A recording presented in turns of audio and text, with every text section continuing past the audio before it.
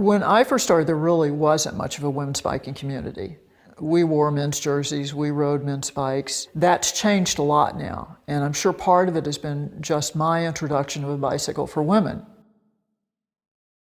I can remember when I had one of the first prototypes of the Precision, which was our hand-built bicycle that we made. And I took it to a local dealer. The bike retailed for $600, which, believe me, was an incredible price for a hand-built bike with the components it had on it.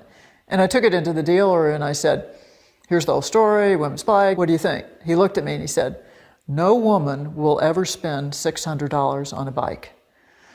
And I thought, oh, I'm gonna make you eat your words.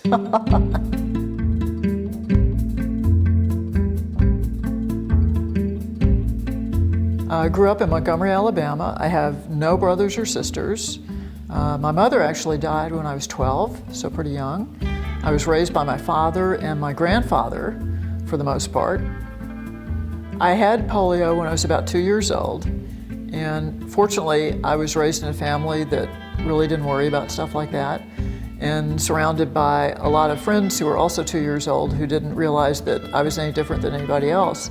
So I grew up not really thinking of myself as being any different. I mean, I did the same stuff other kids did, climbed trees, rode bikes, was mischievous and all that kind of stuff. I started building frames in my basement. I just kind of became curious about the bicycle frame itself, and got an oxyacetylene torch, had a friend come over and teach me how to use it. I bought some books, and my first bike was a design of my Schwinn Super Latour 12.2, which was the bike I was riding at the time.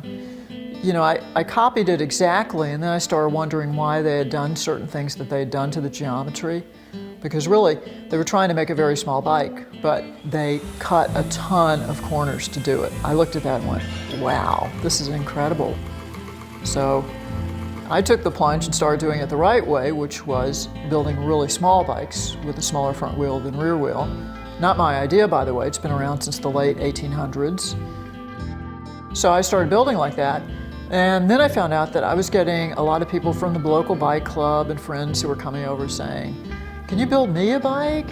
And a lot of them were women who wanted a bike because they felt very uncomfortable on their present bikes. Neck and shoulder pain and low back pain and all this kind of stuff. So from that point on, I thought, wow, let's look at the anatomy of women a little bit and see what's going on. Are they really that different from men? And it turned out that they really were. Because when you start getting into the anatomical differences between men and women, there are some really kind of serious ones. The center of mass of women's muscles is in a different place on their body than it is for men. And she has muscles that are smaller than his on average. You have to compensate for that in the design of the bicycle. You can compromise around it all day long, but I really don't believe that's the right way to do it. And then when it finally got to be bigger, the company actually moved into a building that was an infirmary for a shop that built railroad cars in Rochester. I mean, it was this just junked out building that had virtually no heat. We just went in with whitewash and whitewashed the whole thing because it was filthy. And the best way to keep warm in winter was just to light up the torch and start building bikes and let that heat radiate out and warm you up. It is still a man's world. That has not changed. I am much more successful selling these bikes working one-on-one with my customers. Trying to explain it to the industry at large is still a really big issue. To me, some of that resistance is frankly more on don't want to take the time to understand the science kind of level. And I find that very disappointing because we're a society that keeps going out and saying, we want the science, we want to make decisions based on the science.